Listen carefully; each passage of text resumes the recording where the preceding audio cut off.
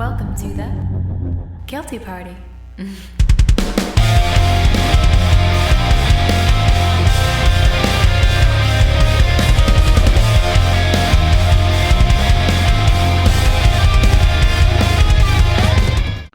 Welcome to Season 2 of the Guilty Party podcast with your co-hosts, Patrick Madsen and Micah Labrosse. Season 2 of the Guilty Party podcast is proudly presented by Medusa Beard Oil Company. Medusa Beard Oil is a designer beard oil catered to the modern man. Make no mistake, this is not your dad's beard oil. This is a beard oil of the gods. They have 6 scents, fueled by all natural ingredients and essential oils, topped off with pheromones to give you that extra edge. For orders, please go to their Facebook page, facebook.com/Medusa Beard Oil CO. Once again, that's facebook.com/Medusa Beard Oil CO. And we are alive. Y'all, this is freaking exciting. We are now doing video, and I can see Pat's ugly face. Dude, not only is that offensive, but that's right. You can see my ugly face. This is so rad, man. We did promise this for everybody that we would be rocking this for Season 2. We tried to bring this for for Episode 1, and unfortunately we used another platform that I'm not going to name called Skype, and it just didn't work. And so now we're here on another platform, and dude, this is so sick. I'm so happy about this. Yeah, so for you guys listening on the audio portion, definitely go to our YouTube channel because you can see us. We're doing a lot of cool new things, and it's different for us because now that I can actually see Pat, he can see me, our interactions when we talk about things. It'll be more like he's sitting in the room and not 400 miles away. Well, I mean, now there's no longer a need to sit in a room with somebody, you know? I never wanted to do that with you anyway. Yeah, I mean, every time you got to come up, I'm like, geez, this guy again? It's like, dude, I just, I'm ready for this. And here's the thing. You ready? Yeah. for this to carry on for the rest of the season. Video. We're going to have guests. We're going to be lining up guests and a lot more things. So, where do you want to start, man? There's so much to talk about. We talked about a lot of things the last time, but I think one thing we kind of missed on is what are your thoughts on the stimulus packages that have been changed, shifted, redone, restructured on both sides? I know like this podcast is not supposed to be a political commentary, but in this case, because of the pandemic, everything's become political. Yeah. So I don't want to take up too much time, but I've been seeing a lot of interesting things. Like they've been proposing a lot of different stimulus packages. You see the Republicans like wanting to cut back on spending. You see the Democrats wanting to spend more. You've got people that like they're about to be, evicted. They need, that money to help out because a lot of places are still closed down. What do you think of both sides not actually coming to an agreement for the American people since they work for us? Well, I think since like the dawn of the first stimulus package. So flashback to like when you first heard about, hey, America is going to receive what's called a stimulus, which is you're going to get some money to basically help you through these hard times, right? So we flash back to the very first one, and it's a lot like the newest bill, like the newest stimulus bill. And what I see is just a ton of hemorrhaging of money. So there's foreign countries profiting or just receiving aid from even since the dawn of the first one. And so now it's really comes down to that for the second one. I mean, there's so much stuff if you look up, and you can bring it up now because we have that technology. If you want to even just Google the newest stimulus bill. Yeah, I'm going to show up on the screen, and I'll try to describe it on if it'll come up. Oh, hang on. I need to share my screen real quick. Yeah, well, I mean, while you're doing that, and I'll just say, like, everyone knows, it's pretty much common knowledge that foreign countries are receiving aid from all the stimulus things. So what it seems like to me is this secondary, or this $1,400 that was supposed to be $2,000 turned into $1,400 because the first one was $600, yada yada yada. And now they're proposing $1,000. So yeah, now they're proposing saying like, hey, let's just send out $1,000. And then what it is, dude, is just hemorrhaging money. There is so much like budget, and they're starting to crunch the numbers, and they're starting to see that, hey, man, maybe we can't do it right now, but what we can do is this X amount, and then we'll put you off for another hellaciously long period during a pandemic, and then we'll give you the other, the other amount, right? And so it just seems like no one knows what the hell they're doing still. Right? We got a new regime in office, if you'll call it that, a new power in office, new face in office, new cabinet, new everything, and it's still the same shit. Like, I mean, seriously, like there's hemorrhaging of money, and it's just people feel like they're being lied to, right? Constantly. Yeah. I mean, even no matter what side of the political spectrum you're on, people feel like they're being lied to. And this right here, now that it goes to 1,000. I think that's the last thing any American wants to hear was, hey, this stimulus that's been literally put in your face, $1,400, right? We've known that. Or even at 1,200. So everyone gets their hopes up for 2,000. I'd love to see if some scientists would have put like a, not a data forecast, but like when they do like an estimation model, like where they like estimate what's going to happen or what could have happened. Mm-hmm. It would be cool to see if they would put one together like, hey, what if they actually put all the stimulus packages in effect last year, like in a rapid order, let's say like every 3 months, what that would have done for both the economy, both the mental health of the American people, and just the overall, stimulus of the economy and morale versus, doing one in March, I don't even know what you would call that, $600. That's not a stimulus package. That's like, here, we're giving you 5 cents in December, and they're talking about doing one now, which is almost February, which honestly I doubt we'll see one until March or even April. Right. So when was the last one given out? Wasn't that I think it was first couple weeks of December. First couple weeks of December. Okay, so now we're coming into February now. And then the one before that, I want to say, was in August. I don't know. I got to look that up when the first one was out. But it just seems like, one, they're taking their time. But this one doesn't seem like it's coming anytime soon because it keeps changing. So how can you approve something, send it out to American citizens when your own peers and your own colleagues, y'all can't even decide on the number? Yeah, I don't understand why it keeps going down on either side, because it's not that's the thing, is it's not a strict bill. It's not just for the stimulus. It's a bunch of add-ons and extra fat that's not needed for anything. Well, I think we can all agree that the last thing that we feel as American citizens, the last thing we feel is that we are at the forefront of this bill. Because as it seems that foreign countries receiving aid are felonies against streaming illegal content had to sneak their way into the bill somehow and get their due. Before American citizens going through the pandemic, laid off, businesses closing, business owners filing bankruptcy at an all-time high, obviously families hurting due to financial stress, they seem at the lowest on the totem pole. And I think we can all agree on, no matter what political spectrum, that that's happening. Yeah. That's just how it seems. I mean, that could not be the case, but it's way more far-fetched to believe that it isn't the case. Yeah.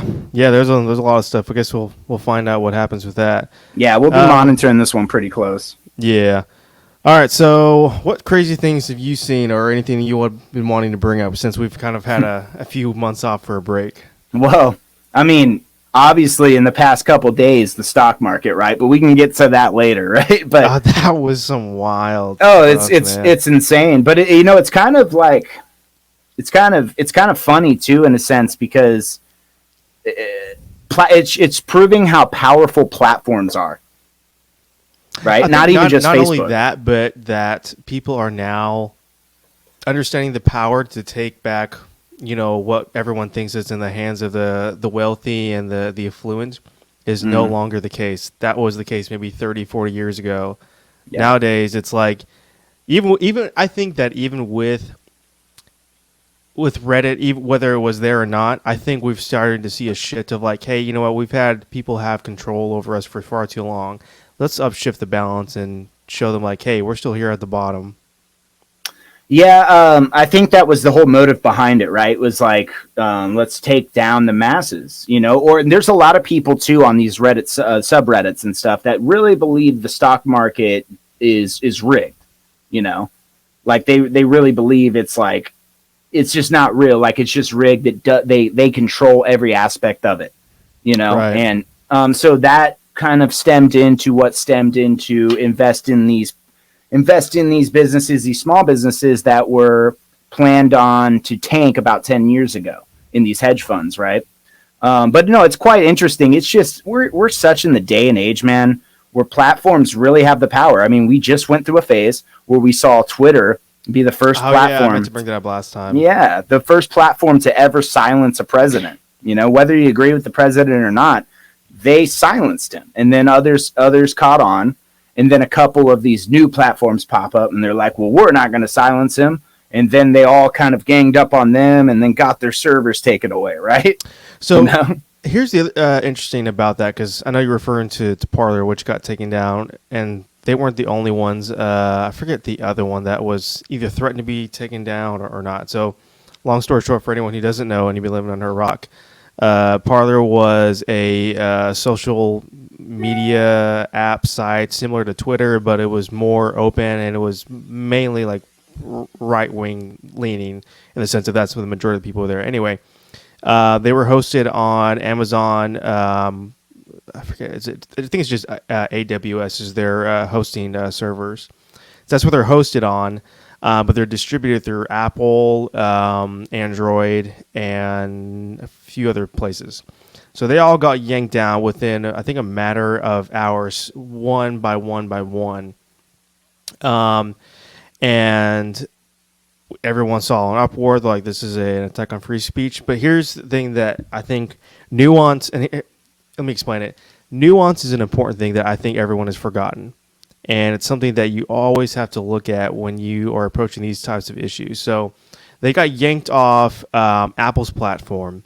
And the only thing that Apple says, like, hey, as soon as you guys instill some type of, I think it's security measure or protocols for, being able to remove violent speech, anything like that, we'll put you guys back on.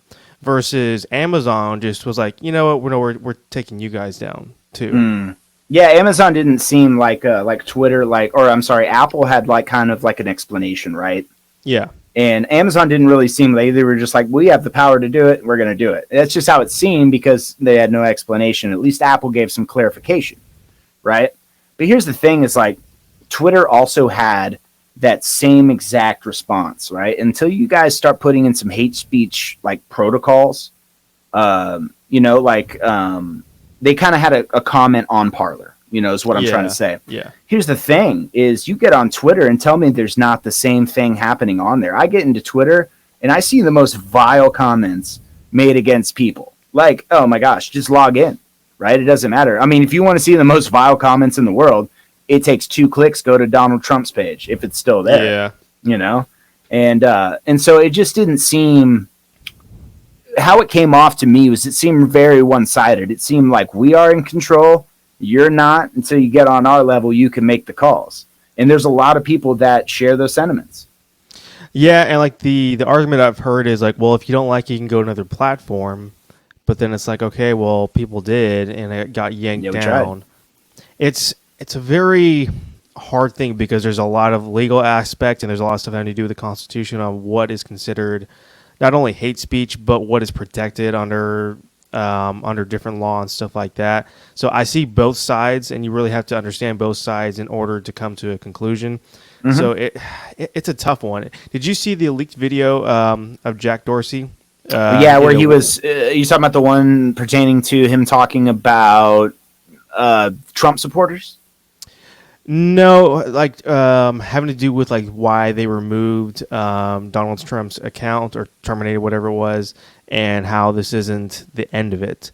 But the thing is, sure. it really didn't explain like, okay, does that mean that we're going to start doing this in general? Like, as whoever you are, if you fall under these parameters, we're going to take you down. Or is it going to be like, hey, we're going to start doing that, and we're going to be focusing on this niche of the population? Well, so what was there? What Let was me his? see if I can pull the video up. Well, he might get us flagged, right? I don't know about that. I think if I do more than like 10 seconds, or let me. Oh, gotcha. Maybe see if I can just pull up the article. Yeah, there should be an article on it somewhere. No, I did hear a lot about him saying, and I never got to find a video on this. And that's another. I mean, we've been preaching this since episode 1, season 1. Is that no matter what you think out there, there's an article to Okay, here we there. go. So basically, he was having a private call with, I guess, some of his staff, basically saying that. Let me switch so y'all can see this too. Oh no. Okay, you can see me. Okay. There it is. All right. So Jack Dorsey, Twitter. So basically, he's saying that the recent crackdown will be much bigger than just banning Trump's account. He's saying that we are focused on one account right now, but this is going to be so much bigger than just one account. And it's going to go on for much longer than, a couple days or weeks. And it's going to go beyond the inauguration. He says, so the focus is on this account and how it ties to real world violence, but also needs to think much longer term around how these dynamics play over time. He doesn't believe this is going away anytime soon. So it's very generalized and broad. It doesn't explain of like, okay, hey, so that means that anyone who's got hateful speech or violence incurring speech, no matter what side of the spectrum you fly on, that means we're going to take you down. It's really generalized. So I don't know what he's getting at. Yeah, man. But see, I mean, okay, so he can say one thing, right? And I love his beard, by the way. That's about it. Every time he's like on one of those like Congress videos, he's just like in a suit, but then he's like in this ginormous beard with his nose ring, and it's just hilarious. He's looking quite Duck Dynasty, which is kind of funny because they hate him. But here's the thing. Their track record, actions speak louder than words. You can say and save face all you want, but when your track record shows that conservative people on your platform have also been deleted, restricted at an all-time high compared to those of the counter opposition, I think that speaks volumes. It's not nobody, unless you are just hardcore Twitter lover, has ever claimed that Twitter is playing fair. I've never heard that argument one time. Oh man, Twitter's the most fair of all platforms. Like who says that? Because they're totally known since the dawn of just restricting or silencing conservative political party members or anybody that shares that agenda publicly. Yeah. And it's kind of weird. And so it's cool. I mean, it's cool that he says he's like, oh, I justify it. I justify banning Trump's account, but I didn't celebrate it. It's like I did it, but I didn't enjoy what I had to do. Well, it's like, okay, well, how many DNC candidates have you silenced? How many Democratic supporters have you silenced? I'd be willing. I just want to see one because I haven't. You know what I'm saying? And what it seems like to these conservatives, this is why there's so much friction here, is because if you want unity, which is Biden's whole thing right now, right? If you want unity, start showing it because people are seeing so much unfairness being spread yes, Parler was obviously conservative generated because all the users wanted to find another platform so they weren't silenced. If Twitter doesn't do these things leading up to this wasn't just an overnight decision for conservative supporters to go to another platform. This had been leading up. And so if you're going to do that and then they go to another platform and then that platform gets banned, that platform gets literally taken down. Yep. I mean, how does that look? No one cares about words and saving face. We've all been duped by politicians, a tale as old as time. Well, this is going to be the year, or maybe the next couple of years, but I think this is going to be the year that people are going to be really watching everyone who is complaining that no one is like willing to work and actually do what they preach. Like we're saying with Biden's message on like, let's just have peace and harmony. Let's do better. Let's be better. Yeah. And we're seeing a lot of people on his party that are kind of preaching an opposite message, and it's just some wild stuff. I think it's really getting petty over there. I saw an article of some congresswoman or maybe it was a representative. She was moving her office away because she said she got harassed by someone on the other party side. But then even this article was misleading because you read the title and you're like, oh wow, that's crazy.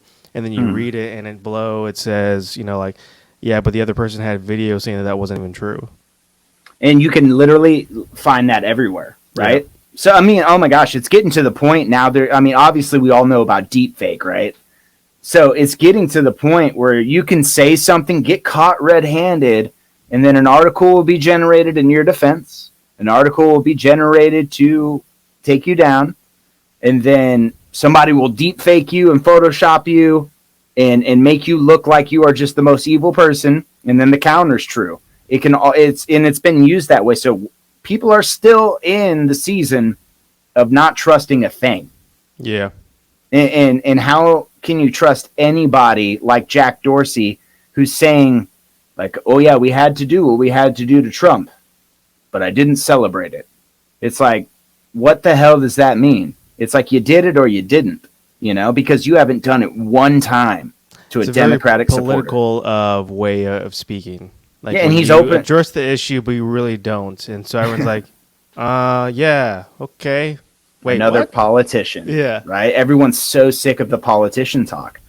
And that's why you had hardcore Trump supporters, is because he never talked like a politician, bro. He talked like a really, really, really bitter junior varsity volleyball coach that had been there for 27 years and was pissed, and he was just like, let me tell you how to fix this, and people really resonated with that. No one's resonating in modern day society, especially when they're hurting for money, especially when they're worried about going outside catching a deadly disease, especially when their business is failing. No one's worried about political talk. Everyone wants realness. Everyone wants truth and answers more than ever. Yep. That's just how I feel about it. But I know a lot of people share that. Yeah, it's a sentiment that I think has gone across the board. So I mean, that's going to be something else to see, like how that progresses, because it seems to be getting very wonkier by the day. And obviously, as this podcast goes on, Biden stories will be coming out of galore. So it's going to be the same thing like it was with Trump. Now, oh yeah, now it's the opposite. It's going to be a little less entertaining because he's not going to say anything wild. It's going to be mainly like focusing on just him in general and what he's doing, and then like what his party's doing. So part of me feels the same thing. Part of me feels like we got a Democratic George Bush or W back in office, where he would just mess up in speech, like. Get ready for the sound bites that come out of this president, because we had in your face stern speech with Trump, but now we got potential dementia every day he hits that podium, and the sound bites are still existent from George W. Bush's reign, right? That's true. Fool me once. Really, the only thing I remember from him was when he dodged that shoe at that conference. That was impressive, actually. And he was just like, wow, like, I kind of expected that you'd hit me. Like, that's the best you got. I think everybody, because Austin Powers was, like, popular then, back in the Dizzy, and everyone was just like, who throws a shoe? Who throws a shoe? That was, dude, oh my God. And those memes, that was like the dawn of, like, YouTube, was like the shoe throwing thing. And people are probably so young and don't remember that, which makes me feel so old. By the way, I popped my first gray hair the other day and freaked. Your first one? My first one, bro. Maybe it's when you have kids and well, you're married too. But like, I swear to God, I have so many in my hair. Dude, I saw it and was like, no. They're mainly like right here, so it's probably like, or right here. So I guess that's probably why that I just cut those off, so I don't have to see them. Yeah, I'm gonna get rid of them. Anyway, man. So. Oh, here's something that I think we should talk about is the shift in theaters. Oh, okay. So do you know the whole thing that came out last month and the reason why Wonder Woman was on HBO Max? The deal that Universal did? No, please enlighten. I'm not sure it's Universal. I forget. There's so many. Let's see. HBO Max seems to be like this new theater. Like, I don't. Has HBO Max been around for a while? Because I swear I've never heard of it. So HBO. Did you ever watch HBO in general? Yeah, like you used to watch The Sopranos religiously. Yeah. So HBO is like the one that Game of Thrones was on. They're usually a lot more raw and open on their programming. And then they had another one called HBO Go, which was just another one that I guess was like for more like TV style and whatnot. They combined it together and they called it HBO Max. Okay, And so I they're see. really trying to push competition for like Netflix and Yeah. Disney. Let me see. Okay, Warner Bros. That's the deal. Let me pull it up. Okay, so it's Warner Brothers. HBO Max. Warner So basically, Bros. what happened was, they've been pushing all the release dates for all the movies for the last year, ever since COVID hit. Bro, And, Matrix 4, who's not stoked? Oh, I'm so ready for that. And so basically, they're like, okay, well, how do we make money? So they thought about like shopping all these movies to like different ones. So like they were talking about shopping James Bond to Netflix for like $200 million just to recoup some type of profit, because I'm sure that money was how much it took to make the movie in the first place. Dude, for sure. They're so over the top these days. Yeah, so Warner Bros. Decided at the end of the day, I think in December sometime, they were just going to exclusively license all their content to HBO Max, which means that for a full 30 days, you could see the movie in theaters and also on HBO Max. So the first one they did, the test run, was Wonder Woman 2, which I have to be honest, that movie was not that great. Like the first one was amazing, but the second one, I don't know if they rushed it or... I swear what ruined her was that music video during the pandemic, bro. Did you ever watch that? I never watched it. I heard bad things about it. It was so cringy, man. It was so cringy. So like they're releasing like Matrix 4, Dune. Dude, have you seen the new trailer for the Godzilla versus King Kong? Totally. So sick. Yeah, I mean, there's a lot of cool things coming out that I wish I could go to a theater and see, right? But it's like... Well, theaters are still open, but like... Not in my area, I guess. Oh, really? Okay. Yeah, no. So there's some open over here, but I still haven't gone to see one. And I'm like, why am I going to go see a movie when I can watch on TV? So I bring this all up because I think there's going to be a shift. Like, I think movie theaters are going away. It is kind of an archaic thing, right?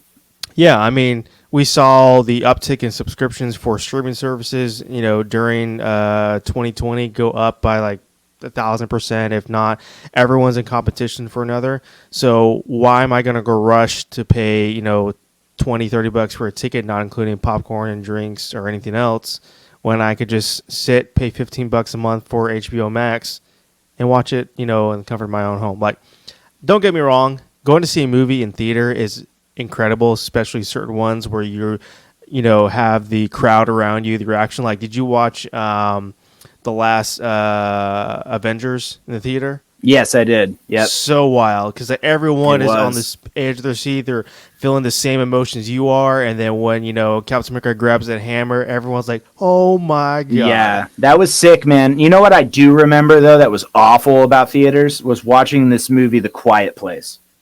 Okay, so cool movie. I'm not knocking the movie one bit. Great movie. Worst experience ever to go to a movie and watch. I couldn't even breathe because it was so quiet. Anytime somebody did anything, dude, moved, just popped their ankle on accident or reached into their popcorn bucket or drank from their drink, it was annoying. It was an inconvenience to that movie. They made a movie that was literally centralized around silence. Yeah. But I think people are going to see people like recreate that. So like, I mean, I don't know how many times you've done this, but I love going to people's house, like when we're wanting to watch a new movie. It's on a big screen. There's hopefully surround sound or big speakers. Mm-hmm. And it's almost like a mini theater at someone's house. Yes. Where you're hanging out before and you're ready to watch the movie. Your adrenaline is starting to spike. Yeah. That's why I think theaters are going to be going away soon. So imagine, and maybe this is on the forefront, but imagine there's like a premiere, right? And a streaming service is having this premiere, much like a theater. And you got your buddies around and you're like wearing masks and you're staying 6 feet away while you're inside. And I'm just kidding. And you're about to watch this movie and it's like a countdown to the stream and then the stream. And so you basically built a theater, or you shared that theater experience in your own home through a streaming service. So it's basically like what they have done has outdated traveling in your car, buying a ticket, paying $19,000 for a bucket of popcorn and a soda, and going to watch the movie. They've taken all the in-betweens out, interactions and everything, and brought it straight to your home. That innovation is literally just another word for convenience these days.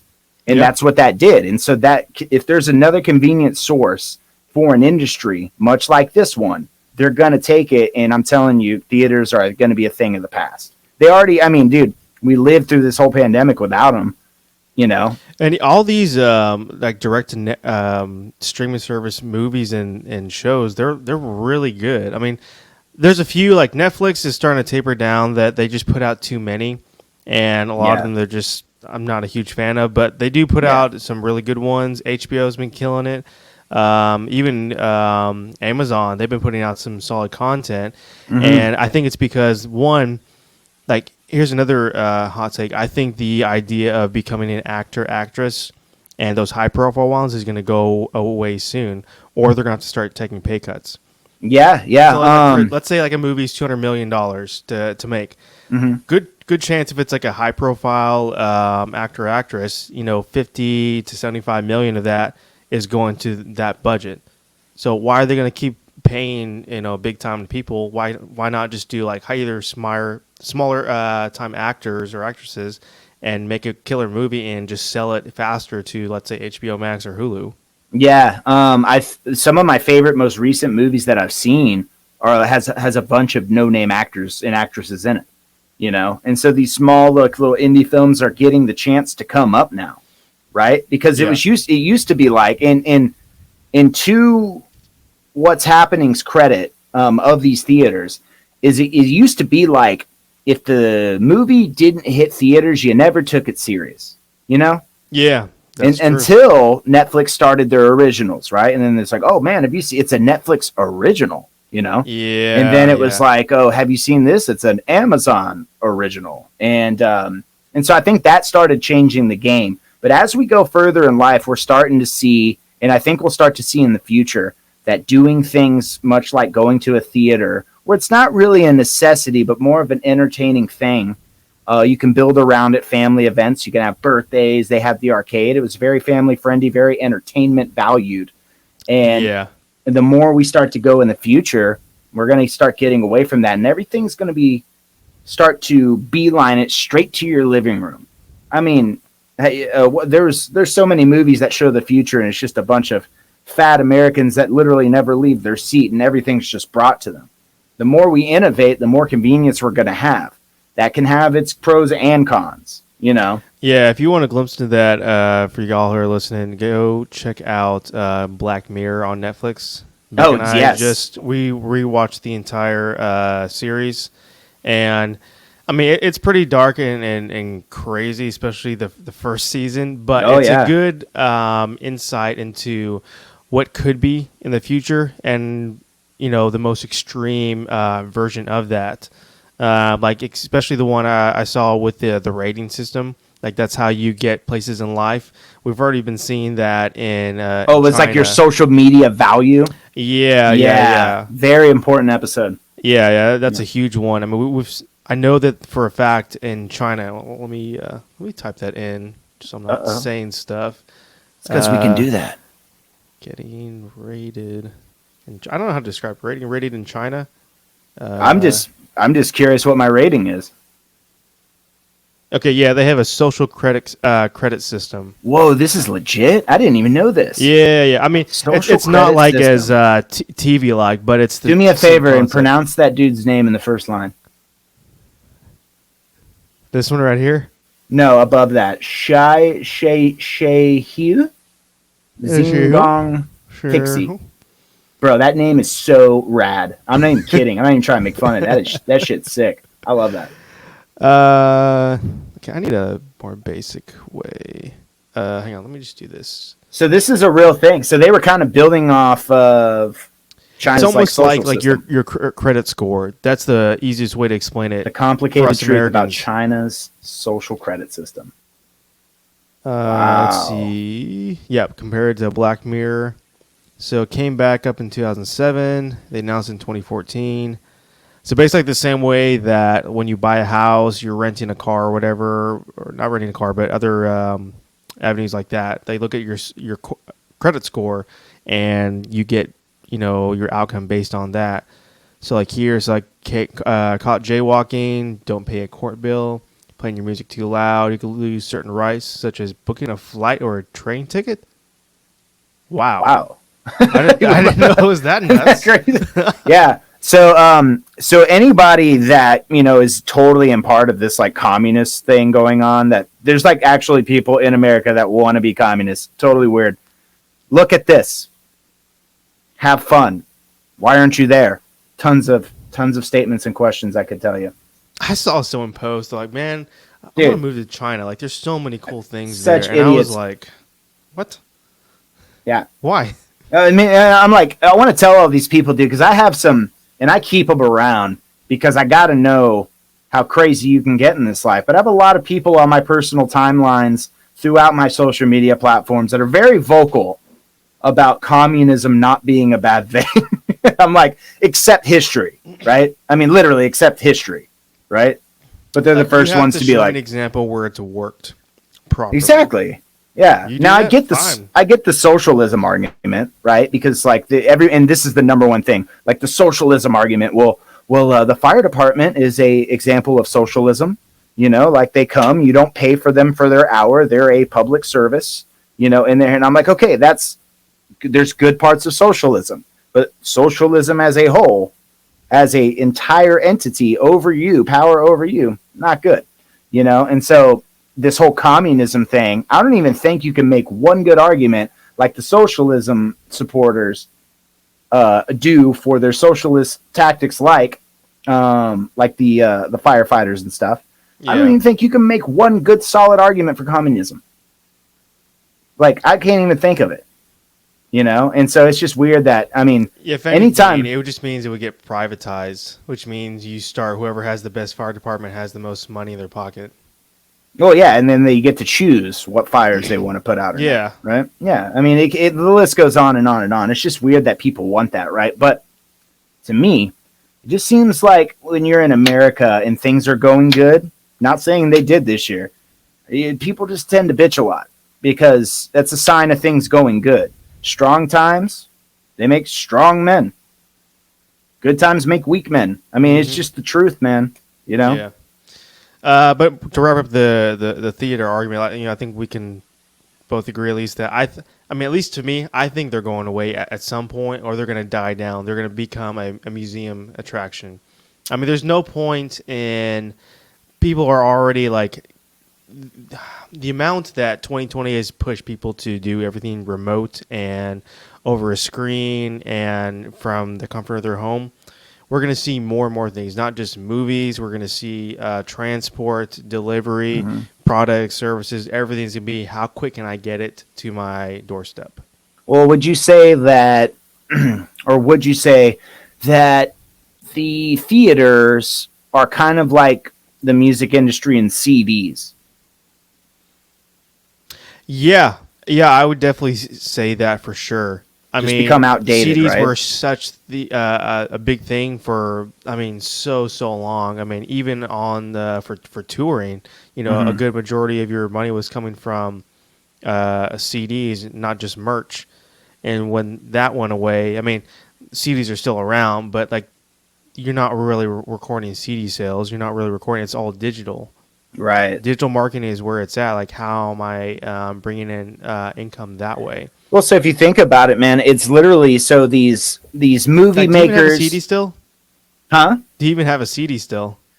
Man, it's been a minute. It's been a minute. I know it's bad. I know they're cool to collect, but I think I honestly might have tossed them. I was like, well, I've got them ripped on my hard drive. Well, yeah, I mean, I kind of just put them on my hard drive. I mean, that's everybody, right? And that's why the production of compact discs has been discontinued. I mean, there's still a lot that were made because, leftovers. Yeah. But the production of like further people making blank CDs or just compact discs in general, that has been halted. And there's a fine reason for that. It's because dating, right? It's outdated, just like these theaters. It's an evolvement of of music in general. So like it was 100%. involvement from the tape or from the recorder to the cassette tape to a CD. Mm-hmm. And even when it came to the CD, it wasn't like an amazing piece of audio. It's like, okay, you could put MP3, AAC, a bunch of others. So it's not like it made the quality any better. So it doesn't make anyone want to go back to that, that type of format. So it's the same thing with the theaters and movies in general. It's just a involvement. What's the big benefit of going to the theater if I can do the same thing at my home?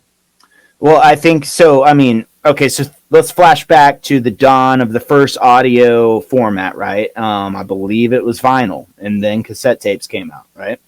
So vinyl happens, but this is all an attempt for people to access content or entertainment, whatever have you, bundled up, access it the easiest way possible. So the easiest way possible back in the day was the vinyl record. And then you would take it home and parents, would put it on and play it and hopefully dance around. Then it became cassette tapes. Why? Because you couldn't put vinyl records into, the A-track. Oh my God. But this is before my time, so sorry, elders. Then you had the A-track going into cars, and it's like the stereotypical I'd drive a 1976 Firebird type thing. And then cassette tapes, compact discs, and now phones, right? So It's all been the quickest way, the fastest way at the times to get this content, to get this audio, to get whatever it is to entertain you to you. So now theaters have figured this out, right? We can stream it straight to your home. And everyone's doing that. So like, I think it seems like everyone's come out with their own streaming platform. Boom, exactly. That's what you nailed it. Everyone's coming with their own plus. And they're just copying Disney pretty much. Which, okay, here's the one thing, and I'll leave it up with this. When it comes to streaming services, I love them all. They're great. But Disney, you got to step up your game. Like, you're having the same shows I've been seeing forever when I was a kid. You're not adding any new content. I have to wait 1 week to watch The Mandalorian, and that's it. Which is weird because they literally own everything now. I mean, Look what Disney owns. Just Google it, can you? What does Disney own? They probably own us, and we don't even know it. What doesn't Disney own? They Disney just bought the Guilty Party podcast. Hitting delete tomorrow. Like, it wouldn't even surprise me. They own everything now. And it's funny because, like, dude, they're by far the most farthest behind on the streaming services. Yes, look at this. Thank you. This is insane how much things they own. They basically own... The main ones, we got ABC, ESPN. Well, they have an 80% stake, which means they basically have it. Touchstone, Marvel, of course. Lucasfilms, everyone knows. History Channel, 50% equity. Those bastards. Does that mean like everything on the History Channel is skewed now? Dude, I don't trust it. I don't trust it, man, because when one company is out there buying all this stuff up, there's clearly an agenda, dude. Do you think they've hired the guy from Ancient Aliens with the wild hair? I hope so. They're like, this guy's in too close. We can't have that. Bro, has anybody seen him since? We're about to find out. But hold on. Keep this up for a second. Okay. So, Lifetime. Yeah. Okay, I just want to point out some things. Do you think people that have watched Moana, people that are like, kids that are watching Zootopia or whatever their main fan base is, gives a shit about ESPN at 80% ownership, gives a shit about the History Channel being Vikings, their number one show, gives a shit about Lifetime where it's literally just couples fighting every day, and it's like, look at all the things. There's clearly something up here, man. I just don't I don't ever trust any companies that buy it all up, man. Like, no way. There's something involved. Either that, they're like, you know what? We can do it, so we're gonna do it. Hollywood Records. They bought a record company. Wow. ABC. I mean, dude, it just goes on. That's like one of the record labels that I'm surprised not only is still around, but how many like bigger bands like Breaking Benjamin, of all the record labels that could be a part of, they're still with Hollywood Records. Let's see. Interesting. The Ancient Aliens guy. Do you remember Wind Up Records? Yeah. Whatever happened to those guys? Same thing with Victory Records. Victory, man. Oh gosh, where is the Ancient Aliens guy, dude? Great. His name is Giorgio. Oh, this guy's the king, bro. Tell me he's not. Look at that. What do we call that? What's that around his neck? It's a scarf is not the right word. There's like some whatever. Okay. What 2014? Let's see. 10 facts about, dude. I can't wait for this. 10 facts about the Ancient Aliens guy. The fact that they call him the Ancient Aliens guy is amazing. They got the picture to start. He descends from Switzerland. The progression, like there's one when he first started, his hair was all neat, and then the second season it just got a little more wild, and then it was that he then discovered aliens. Dude, how could you keep your hair that combed and stuff when you have that much knowledge in your brain? All right, hold on. I got to read these off, dude. Go back to that. I got to know more about this guy live on air. He speaks many languages. Well, yeah, he can speak to aliens. He started out as a sports promoter. That's rad. I never saw that coming. And then he discovered aliens. Wow. He's a magazine publisher. He's cool with being a meme. He became the director of an alien society. Whoa. Right here. Director of Von Duncan Ancient Alien Society. Okay. Well, this dude's bought in. I mean, he truly believes it, right? So, Micah, I just want to know if he's still doing it since Disney bought it. Well, since we're on this topic, Micah, what are your thoughts on aliens? I've seen a lot of stuff that makes me pause, and I don't know if aliens are in the sense that we think aliens are, but when you see the Pentagon, okay, here's something. That's what I was alluding to. We are, I think, 20 days, either 20, 25 days for yes, a certain. Okay, there's a committee headed up by Marco Rubio. I forget what it's called. So much typing, but basically, he's requiring a certain part of the government to come and testify before Congress on all these. I think it's sealed documents. What all they know about aliens. And supposedly they actually have to unravel it and show everyone. But didn't they give them a mandatory time frame to do it in too? Yeah, and that's why I'm saying we're closing in on that. Yeah, it's coming up. Let me see. So, I mean, just what the Pentagon said not too long ago, that there are vehicles on this Earth, not from this Earth. I'm paraphrasing, but there was something to that extent. And it was verified by them. I mean, dude, that should... I know this is such a touchy topic, right? Because a lot of people are like, well, if you believe in aliens, then you can't believe there's God. Or it's like you believe in aliens, then alien lands, this entire world kills itself, right? Because everyone would just go fluster, all morals are out the door. So aliens are such a touchy subject because it scares people. It scares people to know that there's something out there more powerful than your defenses that you rely on to sleep at night. Yeah, and people have used the argument that it's like from other countries, like it's just advanced aircraft. But I've always been curious, like, okay, if that's the case, why haven't they used that on us? Why are they just flying around? Why have they been doing that for the last 30-something years? Well, so there's many theories out there. Oh, okay, cool. I'll read it off. Which one is this? National. Okay, U.S. intelligence agencies have 6 months. When was this written? January 11th, 2021. Okay, so U.S. intelligence agencies have 6 months to release all of the information they have on UFOs. So why now?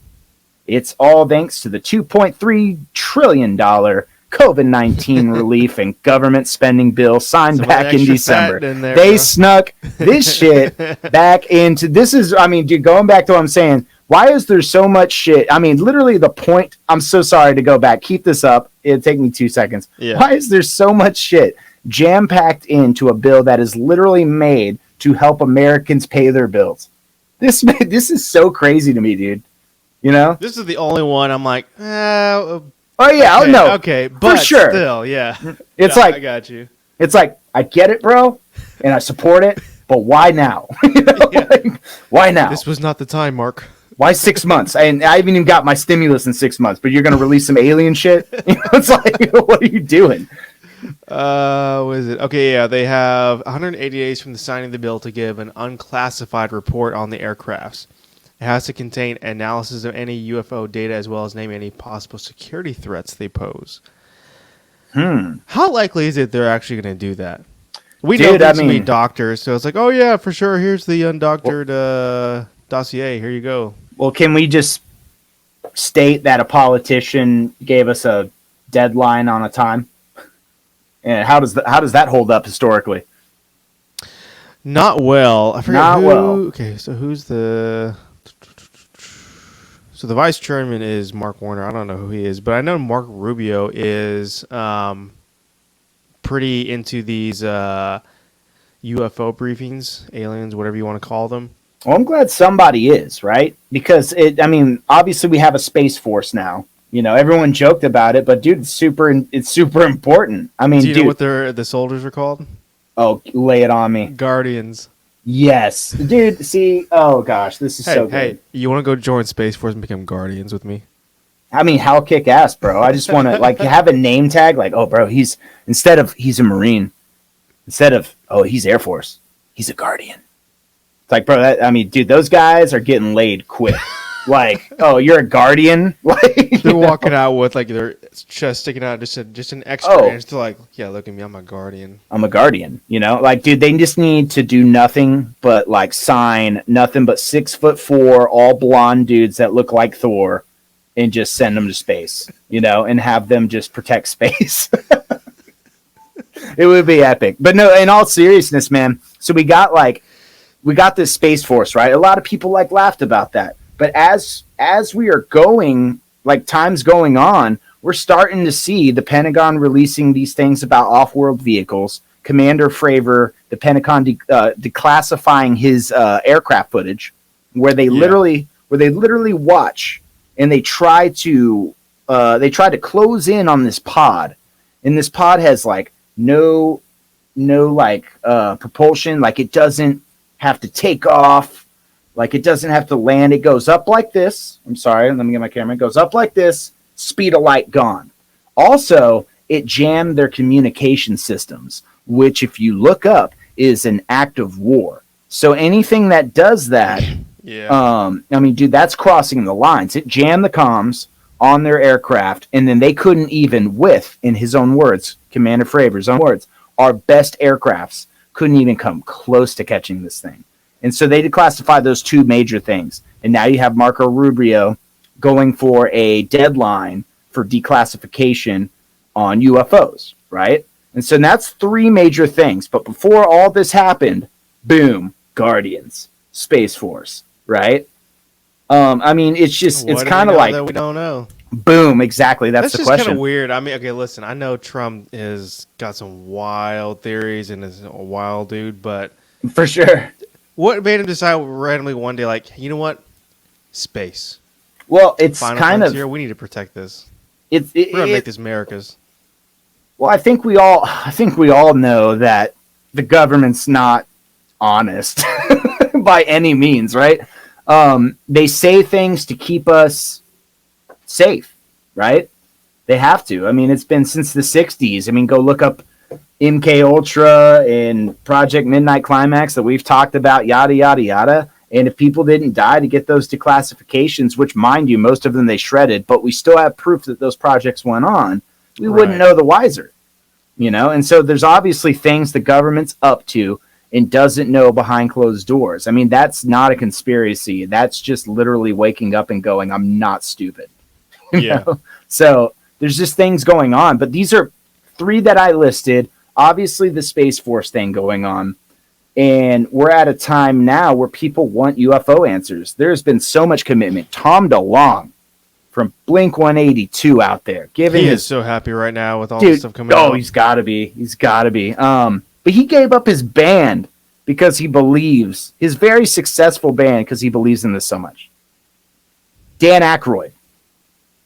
Yeah, I listen to that podcast. Same thing, right? He's doing the same thing. He's bought in. So what we got to do as far as this aliens thing is not like, oh my God, except they're real. That's not what I'm saying.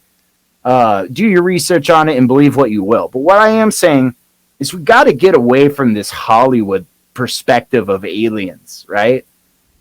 Like, if you can clearly, if any other life form outside of our Milky Way galaxy, which, mind you, if you listen to Neil deGrasse Tyson at all, there's multiple Milky Way galaxies out there, much like ours. Yeah. Confirmed. And if any of those galaxies, or if there's any other life form that has figured out the speed of light, which we have not, we don't have a vessel that travels at the speed of light, you know? And if it does, it doesn't go for that long. If they figured that out, what would stop them from connecting with our planet or other planets? And what would stop them from looking different? You know, what would stop them from having, if they could figure out that, and they can figure out a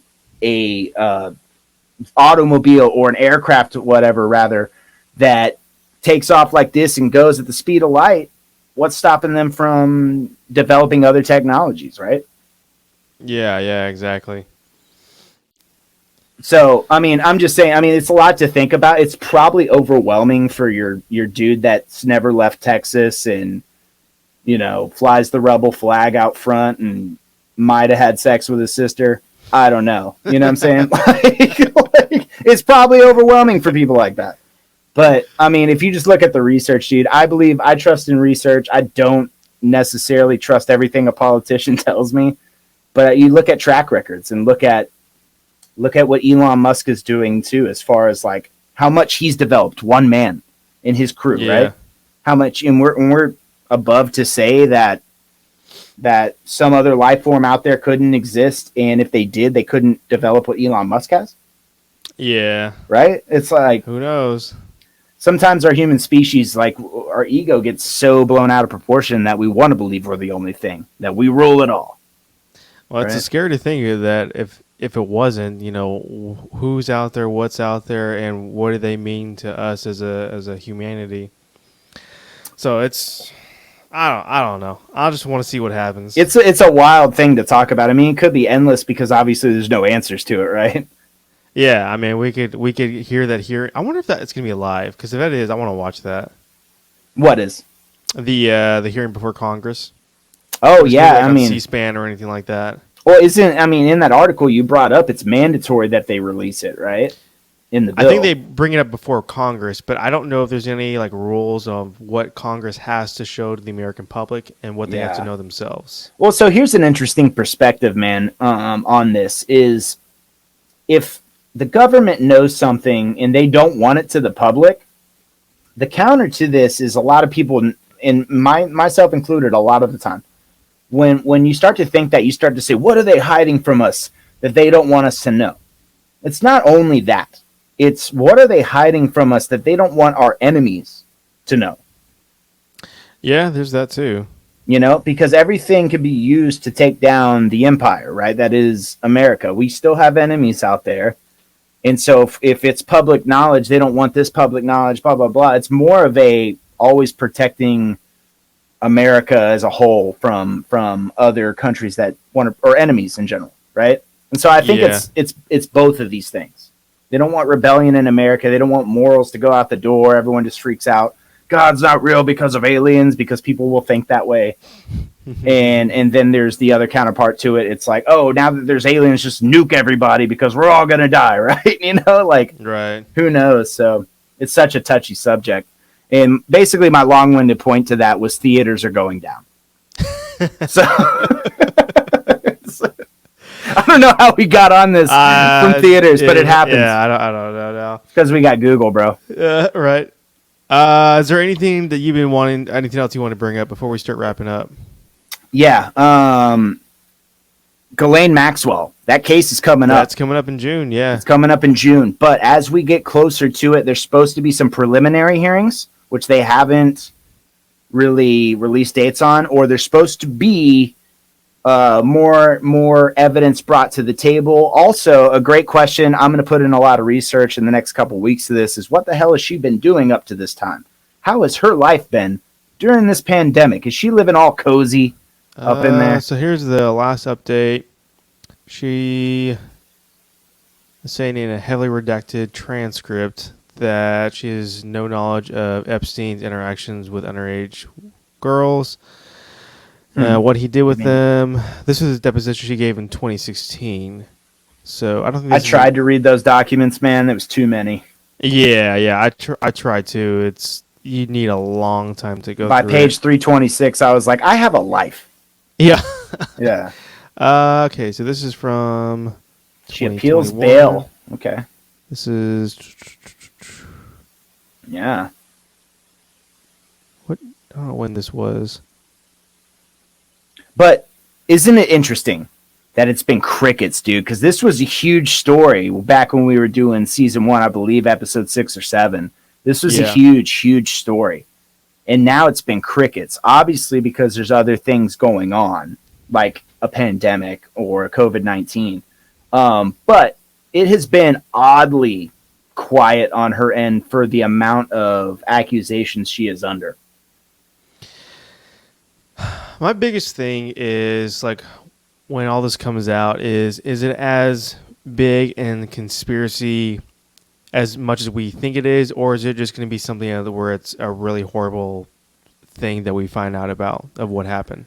Well, I'm honestly, man, because again, like we talked about the last episode, like I think 2020 was the year of conspiracies galore, which again, I love a good conspiracy, but you also have to take them with a grain of salt.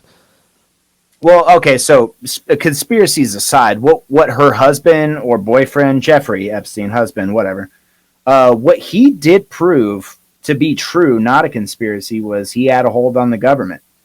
He had a lot of leadway, a lot of special favors. I guess let me clarify. Like, do you think that kind of stuff wasn't more like he had blackmail, or do you think he was just so tied in, knit with the government or whoever it is that this big old conspiracy is, that he's a Mossad agent, that he was working with the CIA, all this kind of stuff? Because I've heard a lot of stuff, but what actually is true on like the big conspiratorial level, and what is just like, man, that was just a horrible thing that happened, and the hold he had on people, on the lives that he crushed and hurt with his depraved actions. Yeah, I believe it's a combination of all those. Even if he was a CIA operative, which is everyone's favorite go-to for when somebody has the power, even if he was, you will never know that. So stop digging on that, because the CIA, even if he was proven tomorrow, would never admit to it, never give it up. But what we do know is that he got special privileges. He even got special privileges in his time that he spent in jail before he went to that. Yeah, I think he'll only be in jail. I think 6 or 8 hours out of 24 hours. Basically to sleep. His jet, to New York City. Yeah, basically to sleep. He would even leave his house arrest home. Cops would know it. They had to follow him, but they couldn't do anything because it was, remember this, above your pay grade. And so my thing is, I think that, like you're saying, I think it's more of I think it's more of he had the hold on people, and so obviously they're gonna say and do whatever. Like, so the standard would be like, hey, this is above your pay grade, don't worry about it, because if you do anything, he's gonna release photos of me doing crazy stuff that I don't want out there. I want to say it was Jim Acosta or somebody like that. Yeah. He was told, and he was at a very high position, that it was above your pay grade. So this dude had unlimited resources of at least connections, obviously the best lawyers, obviously leeway at anything he did to get that much work release for the things he was under, and just basically had to go sleep in jail. It gets no easier, right? And so all that to say is that Ghislaine, it's been awfully quiet for her. She had so much press on her with this thing, and all of a sudden all these things come up, but it's been awfully quiet. So during that time, if you were a guilty person, and all of a sudden all the press is off you now, all of a sudden no one's talking, no one's saying every day Epstein didn't kill himself. It's starting to die down. There's other problems they're focused on. And now it's like oddly quiet, and you had a year to get ready for your case because it got delayed a year after it had all this attention on it, got postponed a year. Are we above to say that if she was guilty, that she's just sitting on her hands, just enjoying a margarita, just counting down to the case? Or are there tracks being covered because you gave her a year, you saw what her husband did with his leeway, with his power. He kept the pocketbook, he saw the things he got away with, and all of a sudden he killed himself, and yada, yada, yada. How are you going to let a person that was involved with a person like that to have this much quiet on them and give them a year off, basically, until they have to face the music? I think she was a wrench in the gears that they didn't see coming. I think that they thought like, hey, we can get rid of this guy. That'll be the end of it. No big deal. And then she's like, hey, by the way, I've got all this evidence that he had secreted away that you thought you got. And if you do anything to me, I've got people that's going to make you go out there. And I think that they're like, okay, well, we got to make this go away quietly. Yes. And see, I believe that. They could easily limit like the media appearances, any type of interviews, anything along those lines. Because let me ask this: like, I'm guaranteed there have been a ton of reporters that have been wanting to interview her. Like, is there a legal thing that blocks them from doing that unless, higher ups say no interviews if they're like a certain level prisoner? If there is, I don't know. But can you do a quick Google search real quick and see who her representation is? Who is her lawyer? Because if it's Alan Dershowitz, it should tell everybody everything. He's the guy that represented Jeffrey Epstein. Got him all those special favors. Also flew on his jet. Also was accused of sexual abuse, rape allegations, which he obviously, being a lawyer, got kicked the shit out of that case. Ghislaine Maxwell's team includes El Chapo's prosecutor. Yeah, it's pretty wild. Let's see. No lack of money. Okay, Christian Everdell. Oh, he helped bring down. Former prosecutor who helped bring down the drug pin El Chapo. Okay, Everdell. Let's see. Mark Cohen. So nothing about Alan Dershowitz, huh? No. See, and then Jeffrey Interesting. Paoluca and Laura Manager. According to Bloomberg. Interesting. Okay. Well, let me type in just to make sure. Maybe she was, and maybe he was and got fired. Alan who? I don't even know. Dude, I'm not even going to attempt to spell his last name. It's Dershowitz, though. I want to say it's with a U. Definitely wrong. Yeah, bro, look at that. That was better than I could. Oh, there it goes. Okay. I was so wrong about the U. Once names unredacted. Alan Dershowitz. I don't think he's a lawyer with her. Yeah, because that wouldn't look good. Speaking straightly from optics, that would look awful. Yeah. Because of all, he's involved with that Jim Acosta case with Jeffrey Epstein. But anyway, we will continue this. Thank you guys for tuning in tonight. Our first video conference. I got super excited when we started, so bear with me. I will be more controlled as we go. I just really enjoy doing this, and this is awesome. I'm just happy it actually Micah. Worked. Yeah, we tried this before. And it just was pissing me off. I was stressed for like a week. I'm like, I can't figure any of this crap out. So I'm glad we've got a solution. So shouts out to StreamYard, man. That's right. So again, like Pat was saying, thank you so much for watching. We've got a lot of cool things coming up down the pipeline. We're going to have a guest probably in the next couple episodes. We're going to do our best to have these a lot more frequent and keep them pretty consistent. Now that we've got a way to do this and keep it pretty easy and streamlined. So I'm pretty excited about that. Absolutely. And if you guys are interested being on as a guest this season, please reach out to us, either Micah's social media or Patrick's social media, or you can hit us up at our Guilty Party email address. That is wearetheguiltyparty@gmail.com. Once again, we are the Guilty Party at gmail.com. And as always, for the rest of this season, we are brought to you guys by Medusa Beard Oil Company. Facebook.com/Medusa Beard Oil CO. All right, cool, man. All right, well, I guess that's it. Any last words? Aliens are real. Theaters are going down. Amen. There you go. No, man, I thoroughly enjoyed this. I'm glad it worked, and this is just the beginning of some awesomeness. So get ready, gear up, and happy researching, because I'm putting a lot. Right on. All right, we'll see y'all later. Have a good one.